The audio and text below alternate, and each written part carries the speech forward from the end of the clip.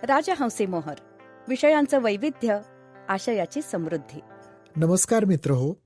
अन्न वस्त्र निवारा ह्या मनुष्य प्राण्याच्या मूलभूत गरजा, पण माणसानी आपल्या कुतूहलातून, ज्ञान मिळवण्याच्या वृत्तीतून, कल्पनेमधून आणि सौंदर्यदृष्टीतून या मूलभूत गरजांचं रूपांतर एका बाजूला शास्त्रामध्ये तर दुसऱ्या बाजूला कलेमध्ये असं केलं.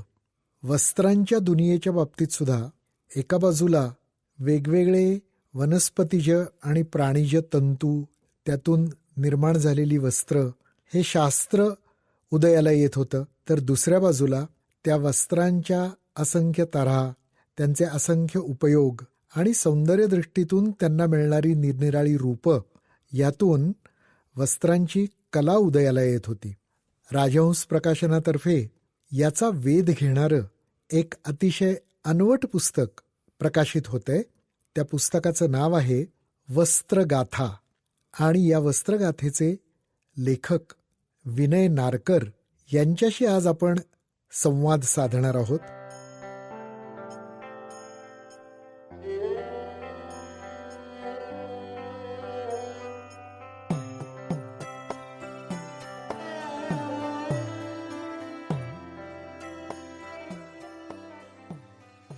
राजहंसी मोहर पॉडकास्टमध्ये सगळ्या श्रोत्यांचं मनापासून स्वागत. वस्त्रगाथा या पुस्तकाचे लेखक विनय नारकर हे आपल्या सोबत आहेत आणि त्यांच्याशी संवाद साधतायत राजहंस प्रकाशनाचे संचालक संपादक डॉक्टर सदानंद बोरसे. नमस्कार विनयजी. नमस्कार सर. विनय नारकरांबरोबरच त्यांचे या क्षेत्रातले तरुण सहकारी मित्र पियुष जगताप हेही आज उपस्थित आहेत. पियुष, नमस्कार. नमस्कार सर. तुम्हा दोघांचंही या कार्यक्रमाच्या निमित्ताने राजहंस प्रकाशनातर्फे मनःपूर्वक स्वागत. धन्यवाद सर. विनयजी, मला असं माहिती आहे की तुमचं औपचारिक शिक्षण हे BCom आणि LLM आहे, बरोबर आहे ना? होय होय. मग मला एक सांगा की हा औपचारिक शिक्षणाच्या दृष्टीने विधिज्ञ असलेला माणूस या वस्त्रज्ञ क्षेत्राकडे कसा काय वळला? तुम्ही वस्त्रज्ञ म्हणून कसे काय काम करायला लागलात? असं काही ठरवून झालेलं नव्हतं. मी मुंबईत एक वकील म्हणून, एक कॉर्पोरेट लॉयर म्हणून काम करत होतो. बरं. पण वस्त्रांची आवड होती.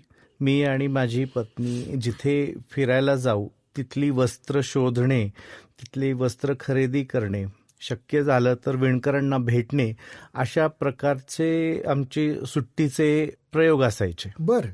त्यातून मला वाटलं की आपल्यालाही एखादी साडी बनवता आली तर, कारण मला जशी साडी हिच्यासाठी घ्यायची असायची तशी साडी काही मिळायची नाही. म्हणजे कांचनमृगाच्या त्वचेपासून चोळी बनवण्याचा हट्ट जसा सीतेने रामाकडे केला होता, तसा तुमच्या पत्नीने तुमच्याकडे हट्ट केलेला दिसतोय की तुमच्या हातचीच साडी पाहिजे मला. हा थोडासा उलटा भाग आहे. माझा आग्रह जास्त असायचा की तू अशी साडी नेस. अरे वा. त्याच्यामध्येच कुठेतरी एक रचनाकार किंवा डिझायनर असावा, त्याच्यामुळे असं होत असावं.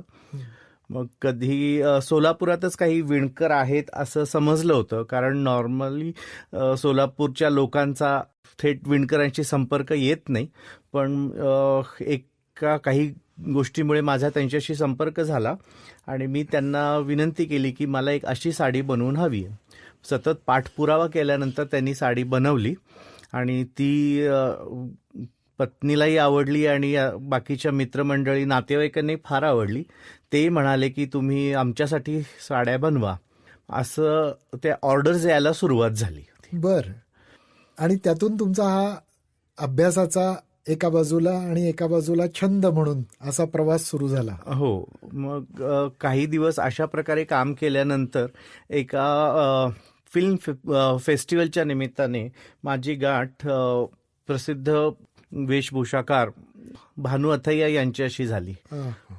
त्या कार्यक्रमासाठी मी शाल डिझाईन केली होती, जी त्यावेळेस त्यांना भेट दिली गेली.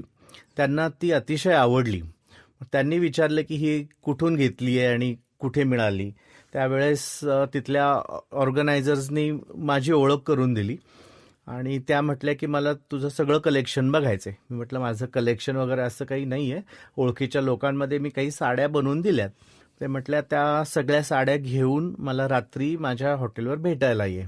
भानू यथै यांसारख्या ऑस्कर विजेत्या कलाकारांनी तुम्हाला ही अशी दाद द्यावी हे खरोखरच कौतुकास्पद आहे. हो, म्हणजे त्या फक्त निमित्तही नाही, माझी प्रेरणाही ठरल्या येणाऱ्या काळात. आणि त्यांना मी दाखवायला नेलं. त्यांना सगळेच डिझाईन्स फार आवडले आणि त्यातून त्यांनी एक मोठी ऑर्डर मला दिली. बर, जे फक्त कौतुक करून थांबल्या नाहीत आणि त्यांनी ती ऑर्डर घेऊन मला मुंबईला त्यांच्या स्टुडिओला बोलावलं आणि ती घेऊन मी गेलो. तिथं त्यांनी मला सर्वार्थाने पटवून द्यायचा प्रयत्न केला की तुझ्यामध्ये हे रचनाकाराचे गुण आहेत. वकिलीचं काही मला समजत नाही, पण तू या स्वतःतल्या रचनाकाराला जरा गांभीर्यानं घ्यावं असं म्हणून त्या मला प्रेरणा देत होत्या. बर. त्यानंतर मी वर्षभर काम करून एक कलेक्शन बनवलं आणि त्याचं मुंबईमध्ये प्रदर्शन केलं एका डिझाईन गॅलरीमध्ये.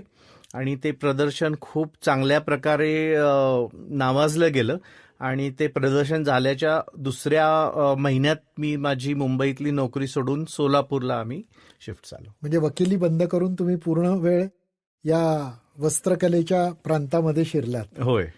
कायद्याचे धागे प्रत्येक घटनेच्या निमित्ताने उसवत बसण्यापेक्षा वस्त्राचे धागे हे एकात एक गुंफत नेणं आणि नक्षीदार काम करणं याला तुम्ही जास्त प्राधान्य दिलं.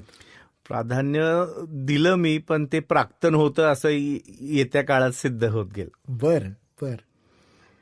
मला वाटतं पियुष, तुम्ही फाईन आर्टमध्ये पदवी मिळवलेली आहे. तर तुमची आणि विनयजींची ओळख कशी झाली? म्हणजे तुम्ही या क्षेत्रामध्ये कसे काय, या धाग्यांमध्ये अडकत कसे काय गेलात तुम्ही? आमची ओळख तशी फेसबुकवर झाली. म्हणजे फेसबुकवर मी विनयचं काम बघत होतो आणि मला ते वेगळं आहे ते जाणवत होतं खूप. तर मी त्याला एकदा मेसेज केला की मला तुमचं काम खूप आवडतं. बाकी मला काही ह्याच्यातलं ज्ञान नाही आहे, पण तुमचं काम मला खूप आवडतं. तर त्याच्या 1 वर्षानंतर मला वाटतं विनयने रिप्लाय दिला की हो का असं. आणि मग त्याच दरम्यान विनयचं एक्झिबिशन होतं पुण्यामध्ये. तर तो म्हणला की तू मदतीला येशील का मला? तर मी तिथं मदतीला गेलो होतो त्याला. सो तेव्हा मी पहिल्यांदा हातमागावर विणलेलं वस्त्र बघितलं होतं. म्हणजे मला हातमाग काय हे पण माहीत नव्हतं. सो ते वस्त्र बघताना आणि सगळे ती नक्षी बघताना विनयने बहुतेक तेव्हाच ओळखलं होतं की मला ह्याच्यातलं थोडीशी गती आहे. त्यामुळे काही महिन्यांनी विनयने मला विचारलं की तुला आवडेल का काम करायला? तो मी त्याला म्हणलं की मला ह्याच्यातलं काहीच कळत नाही. तो म्हणलं, मग आम्ही सगळी विणकरांची गावं फिरलो जिथे तो काम करतो आणि ते मला इतकं फॅसिनेटिंग वाटलं की म्हणलं हे काय किती सुंदर असतं हे सगळं. सो मी पुण्यातला जो काही जॉब करत होतो तो सोडून मी विनयला जॉईन केलं.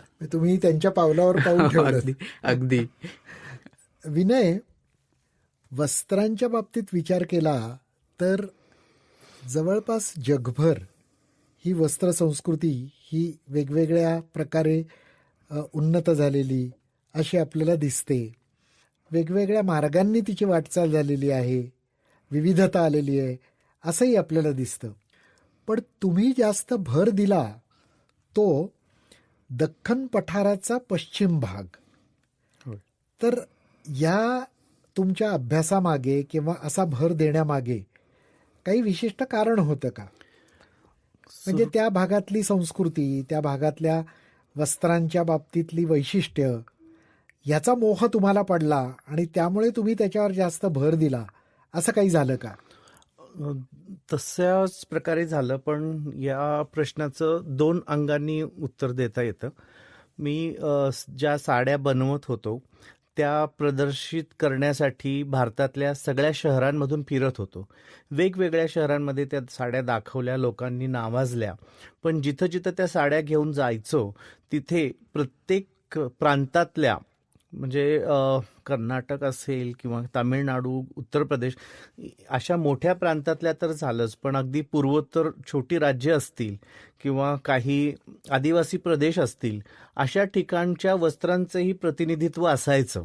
त्यांचे स्टॉल असायचे, तिथले लोक असायचे जे वस्त्र घेऊन यायचे. पण मला महाराष्ट्रातनं कुणी दिसायचं नाही. बर. मला नेहमी प्रश्न पडायचा मग त्यावेळेस, कारण माझा तेव्हा काही परंपरेचा अभ्यास नव्हता, पण मला प्रश्न पडायचा की महाराष्ट्रातनं का दिसत नाहीये. क्वचित एखादा पैठण्यांचा स्टॉल दिसायचा, पण पैठण्यांचं जे रूप मला तिथं दिसायचं त्यातून ते असं हे काहीतरी पारंपरिक असेल असं काही वाटायचं नाही. मग मी विचार केला की महाराष्ट्रात खरंच काय वस्त्र होती, काय साड्या बनायच्या, हे आपण थोडंसं जाणून घ्यायचा प्रयत्न करावा. मग त्या अनुषंगाने हळूहळू मी जसं जमेल तसा अभ्यास केला. विणकरांना भेटत गेलो. आणखी ज्यांना काही ज्ञान असण्याची शक्यता आहे अशा लोकांना भेटलो. काही वृद्ध महिला ज्या पारंपरिक साडी नेसलेल्या दिसायच्या, ज्या माझ्या क्लायंट्स असायच्या, त्यांना काही विचारायचो, त्यांच्याकडनं काही जाणून घ्यायचा प्रयत्न करायचो. आणि मग साहित्य शोधलं. मग थोडं थोडं लक्षात आलं की महाराष्ट्रात कुठे कुठे साड्या बनायच्या, काय काय प्रकारच्या साड्या बनायच्या, आणि ह्या साड्या बनायच्या आणि त्या नष्ट झाल्या हे मात्र मला दिसत होतं. त्याची कारणं अशी सहज सापडण्यासारखी नव्हती. पण तिथे मला वाटलं की नाही, आपल्याला महाराष्ट्रातलंही काहीतरी बनवलं पाहिजे. समकालीन रचना आपण करतो त्या तर केल्याच पाहिजेत, पण सोबत पारंपरिकही काहीतरी केलं पाहिजे जे आपल्या भागाशी संबंधित असेल. आणि हे करताना मला असं जाणवत गेलं की महाराष्ट्र आणि पश्चिम दख्खन भाग ह्या दोन्हीमध्ये एकाच प्रकारच्या रचना आहेत, बरीच साधर्म्य आहेत, आणि ते मला जास्तीत जास्त भावत गेलं. मी या भागातला असल्यामुळेच ते होतं का त्या रचनांमध्ये इतकी ताकद होती की जे माझं मन व्यापून टाकलं त्या रचनांनी. हे नक्की सांगता येणं अवघड आहे. तरीही मी आज ज्या काही मी अभ्यास केलाय त्याच्याने सांगू शकतो की ह्या भागातल्या रचना ह्या आता आधुनिक काळात ज्या मिनिमलिझमला इतकं मोठं स्थान मिळालंय त्या उपजतच रचना तशा मिनिमलिझमच्या अंगाकडे झुकणाऱ्या आहेत, आणि त्यांच्यामध्ये समकालीनत्व दाखवण्याचीही पोटेन्शियल आहे असं मला जाणवत गेलं. त्याच्यामुळे त्या रचनांकडे वरचेवर जास्तीत जास्त मी आकृष्ट होत गेलो. अच्छा विनयजी, तुमचा या क्षेत्रातला वस्त्राच्या निर्मितीचा अभ्यास हा तर प्रचंड आहेच. तुमचा अनुभवही अतिशय सखोल आहे. पण त्या जोडीलाच तुम्ही या वस्त्रांच्या संदर्भात साहित्याचा जो व्यासंग केलेला आहे तोही अतिशय गाढ आहे. विशेषतः या सगळ्या अभ्यासात तुम्ही त्या दोन्हीची जोड जी निर्माण केलेली आहे त्याचा तुमच्या लेखनातही प्रतिबिंब दिसून येतं, परिणाम दिसून येतो. लोकसत्तामध्ये तुमचं जे सदर झालं सुरू, त्या सदराच्या बाबतीत त्याची सुरुवात कशी झाली? म्हणजे वस्त्रनिर्मितीचं काम एका बाजूला चालू असतानाच तुम्ही कलमकारीकडे कसे वळलात? एक योग असावा.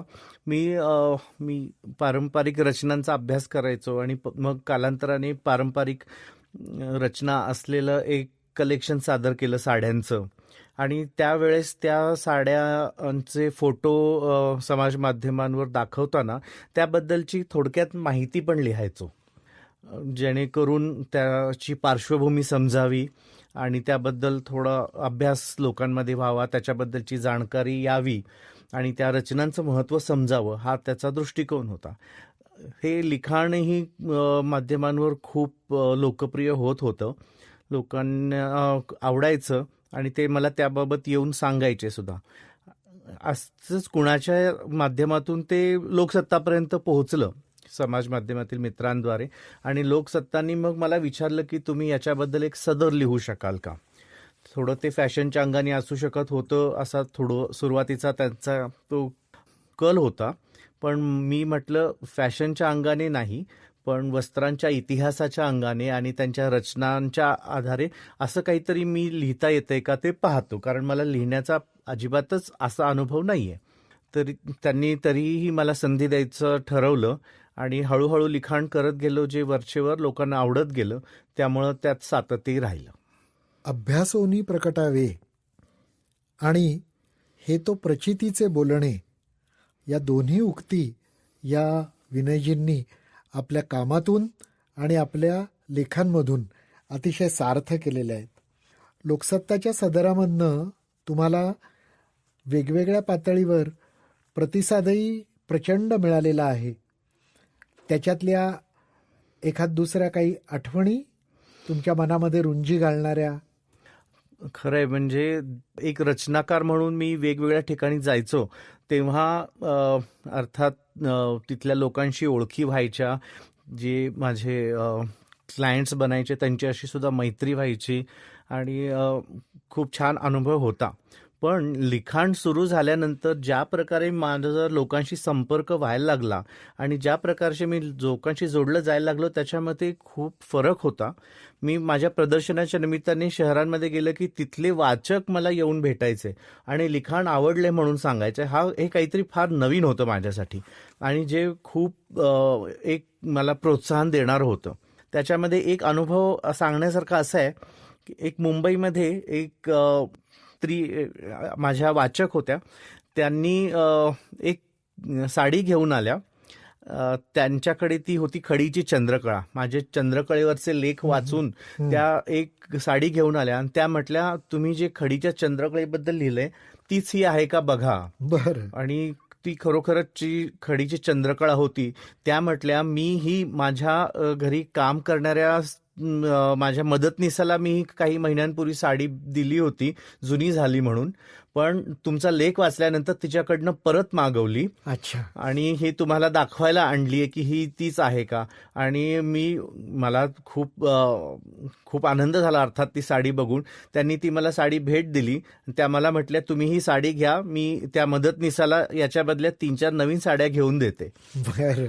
त्यामुळे आमच्याकडे आता संग्रहामध्ये ती खडीची चंद्रकळा आहे. अरे वा. आणि दुसऱ्या अतिशय चांगला स्नेहबंध आमच्याशी जमून आला तो म्हणजे पुण्यातीलच एक खूप ज्येष्ठ अभ्यासिका आहेत आणि त्यांचा एक कलेचा संग्रह खूप अनोखा आहे.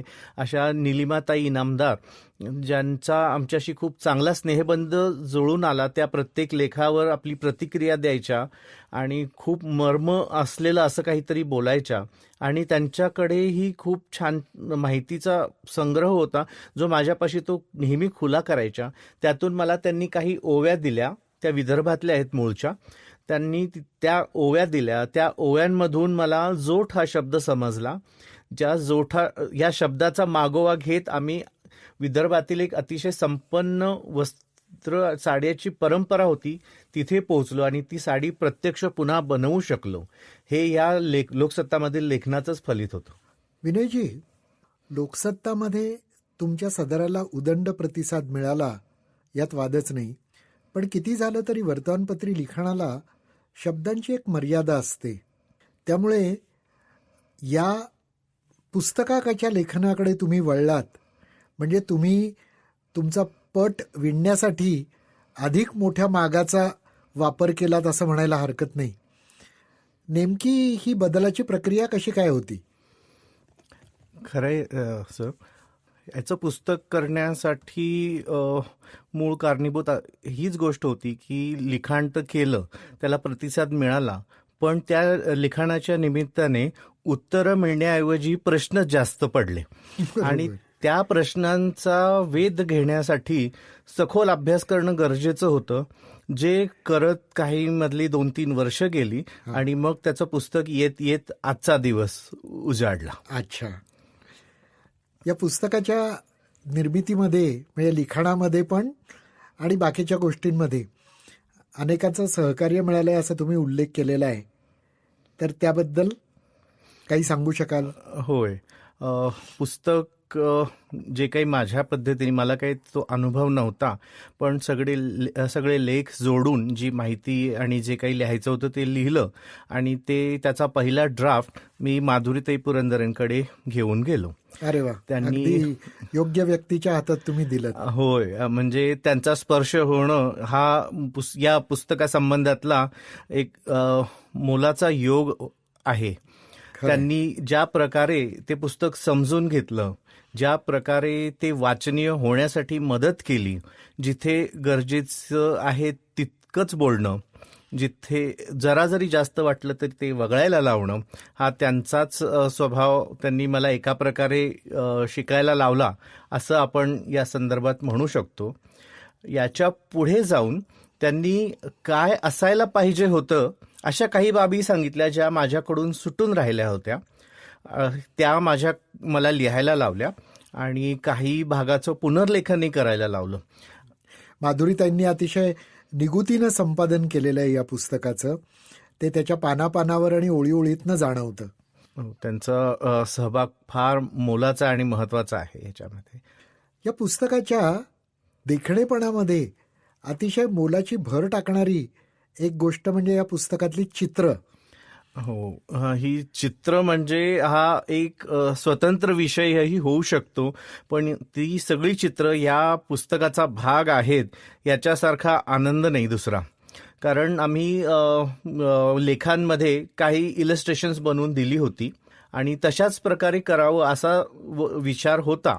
पण एका क्षणाला मला असं वाटलं की आपण पुस्तकामध्ये एका वस्त्र प्रकाराबद्दल असं बोलत नाही आहोत फक्त, की वस्त्र संस्कृतीबद्दल बोलतोय. तर मग ही इलिस्ट्रेशन्स एखादी साडी दाखवणारी किंवा वस्त्र प्रकार दाखवणारी ती तोकडी वाटतील असं वाटायला लागलं. मग त्याचं काय करावं, तर आपण एक चित्र असं काढावं की ज्याच्यामध्ये त्या वस्त्र संबंधी अन्य बाबी येतील, ज्याच्याने आपल्या संस्कृतीचं दर्शन घडेल. आणि ते कुठल्या शैलीने घडणार, तर अर्थात मराठा शैलीने. बरोबर. अतिशय सुंदर अशी आपल्याकडची ही शैली होती. त्याच्यात बऱ्याच कारणांनी काम थांबलं. मग तिथून आम्ही सुरू करण्याचा विचार केला आणि मराठा शैलीमधील ही चित्र पूर्ण केली, जे आमच्या स्टुडिओमध्येच झाली. सोलापुरातल्या मीनाक्षी रामपुरे, विनायक आणि आणखी तरुण काही चित्रकार आहेत, त्यांच्या सहभागाने ही चित्र साकारली गेली. अतिशय सुरेख चित्र आहेत. ती संशोधन पूर्ण केलेली चित्र आहेत. त्याच्यामधले दाखवलेले बारकावे असतील, दागिन्यांचे वस्त्रांचे तर आहेतच, दागिन्यांचे बारकावे किंवा वास्तुशैलीतले बारकावे, काही वस्तू रोजच्या वापरातल्या वस्तूंचे बारकावे, हे सगळे वास्तवदर्शी असावेत याकडे आमचा कल होता. रंगरेषा आणि डिटेलिंग या सगळ्याच दृष्टीने ही चित्र खरोखरच अतिशय सुंदर अशी त्या चित्रकारांनी निर्माण केलेली आहेत. मला वाटतं आत्ता मुंबईला एक प्रदर्शन पण तुम्ही भरवलेले आहे आणि त्या प्रदर्शनामध्ये या चित्रांची मांडणी पण केलेली आहे ना? होय, ही चित्र प्रत्यक्ष पाहायला मिळावीत सगळ्यांना म्हणून मुंबईतल्या आर्ट गॅलरीमध्ये आम्ही ही चित्रांचं प्रदर्शन लावलंय. आणि फक्त चित्रांचं नाही, त्या चित्रांमध्ये नेसलेल्या साड्याही प्रत्यक्षात आम्ही बनवून त्यांचंही जोडीने प्रदर्शन लावलंय. वस्त्र संस्कृतीची पुन्हा ओळख व्हावी या प्रयत्नांचाच हा एक भाग आहे. हे प्रदर्शन मुंबईमध्ये कुठे आणि किती काळामध्ये आहे? मुंबईत गिरगावातल्या खोताची वाडी या हेरिटेज भागामध्ये गॅलरी 47 इथं हे 10 नोव्हेंबरपर्यंत प्रदर्शन चालू असणार आहे. अरे वा. विनयजी, तुम्ही या वस्त्र निर्मितीच्या निमित्ताने अनेक ठिकाणी गेलेला आहात, अनेक विणकरांच्या तुमच्या गाठीभेटी झालेल्या आहेत. त्या सगळ्याचा मागोवा तुम्ही या पुस्तकात घेतलेला आहेच. पण या पुस्तकाचं दुसरं एक अतिशय बलस्थान मला वाटतं ते म्हणजे या वस्त्र संस्कृतीच्या आधारे तुम्ही साहित्याचा जो मागोवा घेतलेला आहे ते मला या पुस्तकाचं खूप मोठं वैशिष्ट्य वाटतं. म्हणजे अगदी महानुभाव पंथीयांच्या साहित्यापासून ते ज्ञानेश्वरांची संत मांदियाळी असेल किंवा महिपतीबुवा ताहिराबादकरांच्या साहित्याचा भाग असेल, जिव्हेश्वर साळी महात्म्यासारखं पारंपरिक साहित्य असेल, अशा सगळ्या साहित्यातून तुम्ही या वस्त्रसंस्कृतीचा अत्यंत डोळस मागोवा घेतलेला आहे. या सगळ्याचा अभ्यास हा तुम्ही कशा प्रकारे केलात, त्याचा मागोवा कसा घेतलात? काही ओव्या माझ्या वाचनात आल्या होत्या. तो वस्त्रांचा अभ्यास करण्याच्या दृष्टिकोनातून नाही, नेहमीच्या वाचनामध्ये आल्या होत्या, ज्या चंद्रकळा या साडीबद्दलच्या होत्या. काळी चंद्रकळा आणि जसे रात्रीचे गगन म्हणा किंवा काळी चंद्रकळा ठेवून ठेवून नेसावी, अशा काही ओव्या कुठेतरी माझ्या वाचनात आल्या. आणि तेव्हा मला लक्षात आलं की ह्या साडीबद्दलच्या आहेत आणि चंद्रकळा अशी साडी ऐकून होतो, पण ह्या साडीबद्दल काहीतरी सांगतायत. ते वाचताना माझे कान टवकारले. मी म्हटलं थोडी माहिती इथं काहीतरी मिळू शकते, कारण त्या दरम्यानच मी मराठी परंपरा, साड्यांच्या परंपरा, वस्त्रांच्या परंपरा जाणून घ्यायचा प्रयत्न करत होतो. त्यावेळेस ह्या ओव्या माझ्या सहज वाचण्यात आल्या आणि त्यातून थोडीशी हिंट घेऊन मी आणखी लोकरचना म्हणा, ओव्या अशा शोधायचा प्रयत्न केला. त्या लोकसाहित्य शोधण्याच्या प्रवासामध्ये मला काही गोष्टी सापडत गेल्या.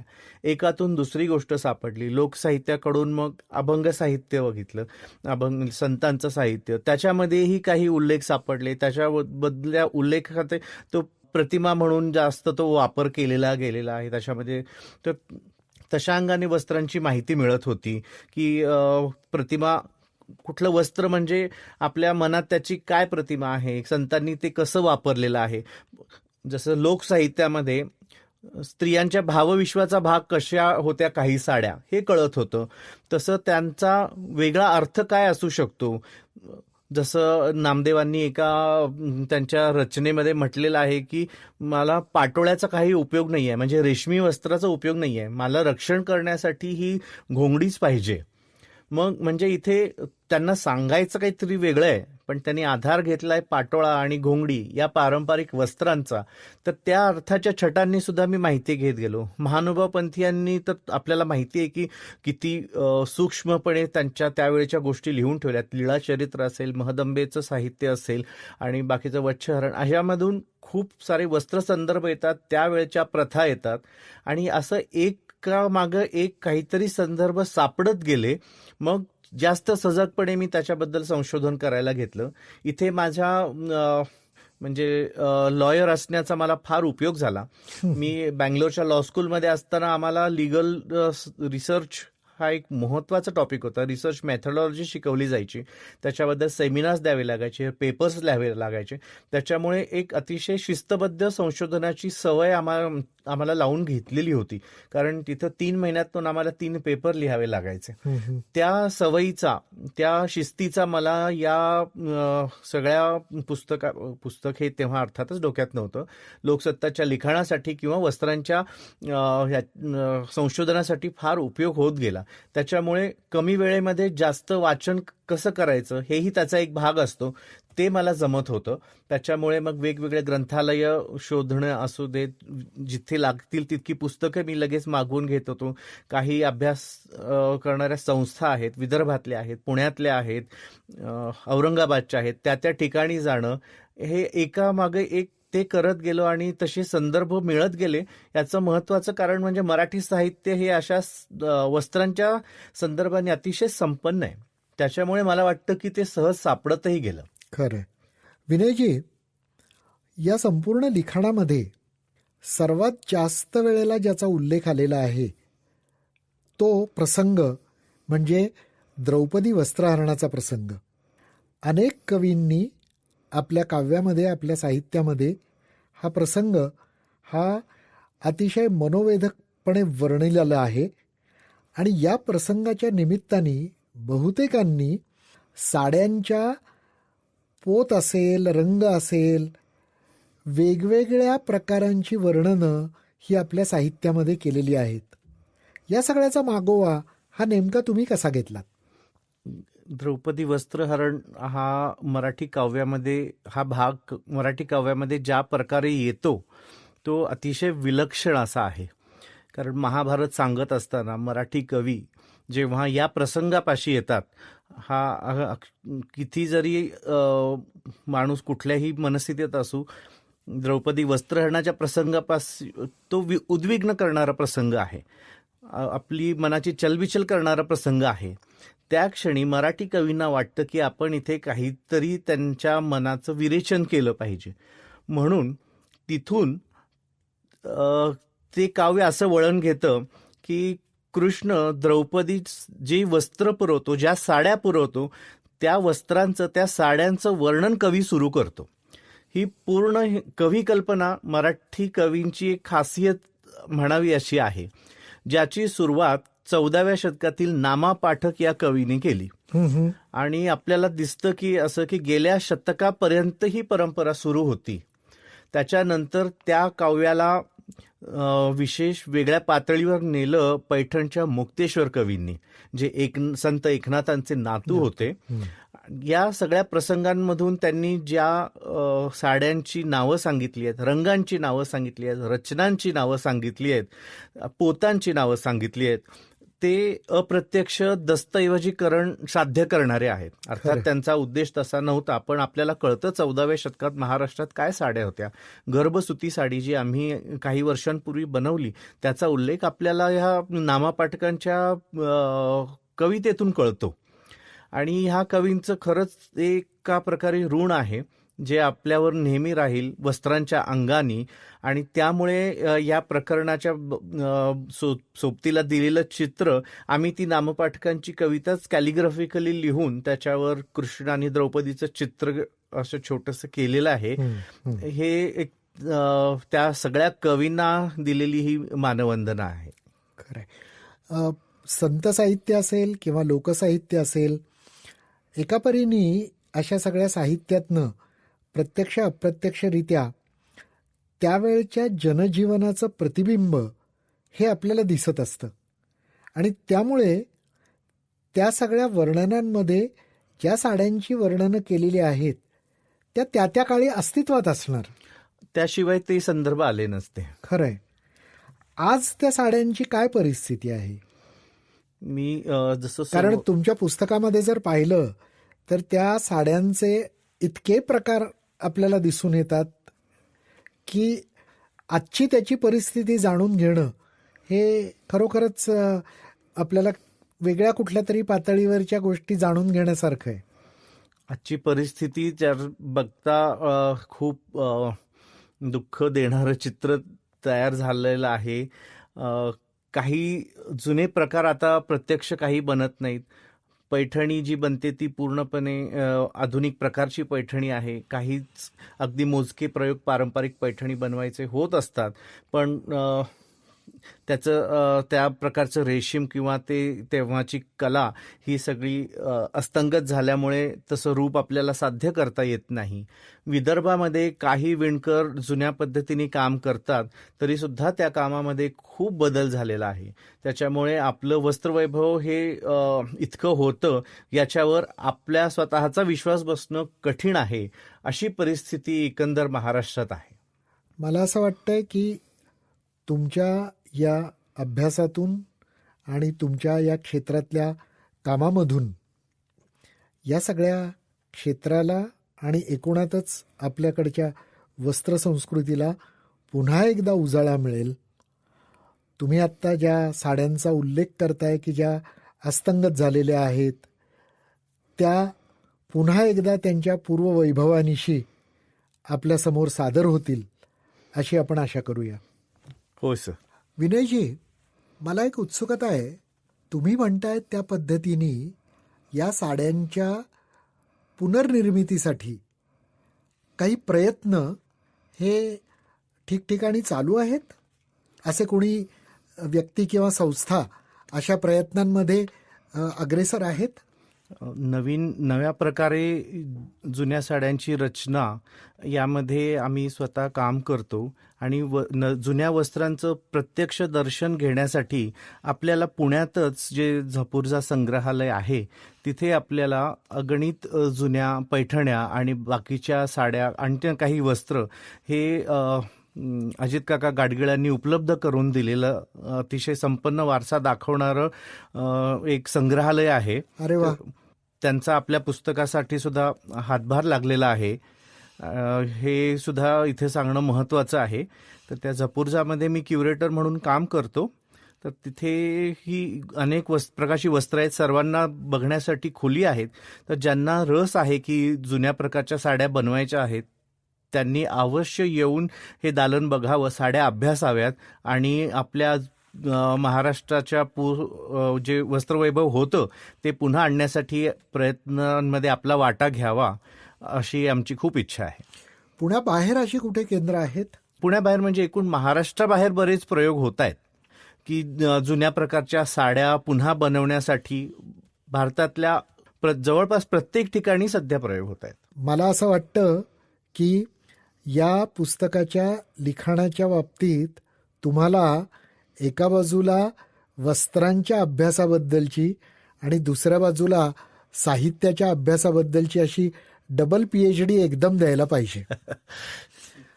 या अतिशय देखण्या पुस्तकाच्या रूपाने राजहंसच्या दालनामध्ये एक अतिशय मोलाची भर पडलेली आहे आणि त्यासाठी राजहंस प्रकाशन तुमचा आभारी आहेच, पण त्याच्या जोडीलाच सर्व क्षेत्रातले मराठी संस्कृतीबद्दलचे, वस्त्र संस्कृतीबद्दलचे जे अभ्यासक असतील, जे रसिक असतील, तेही या लिखाणाबद्दल आणि या वस्त्रगाथेबद्दल तुमचे ऋणी राहतील याची मला खात्री आहे. वस्त्रगाथा या पुस्तकाची लिंक आम्ही या एपिसोडच्या डिस्क्रिप्शनमध्ये देतोय. त्यावर क्लिक करून तुम्ही हे पुस्तक घरपोच मागवू शकता. हा एपिसोड आवडला असेल तर आमचा चॅनल नक्की लाईक करा, सबस्क्राईब करा. तसंच या एपिसोडची लिंक तुमच्या फ्रेंड सर्कलमध्ये किंवा रिलेटिव्हजने नक्की शेअर करा. राजहंसी मोहोर हा पॉडकास्ट स्पॉटिफाय, ॲपल पॉडकास्ट, गाना, ॲमेझॉन म्युझिक, जिओ सावन अशा लीडिंग प्लॅटफॉर्मसह राजहंस प्रकाशनाच्या यूट्यूब चॅनलवरही ऐकण्यासाठी मोफत उपलब्ध आहे. राजहंसी मोहोर ही राजहंस प्रकाशनाची निर्मिती असून साऊंड स्क्रिप्टची 2024ची प्रस्तुती आहे.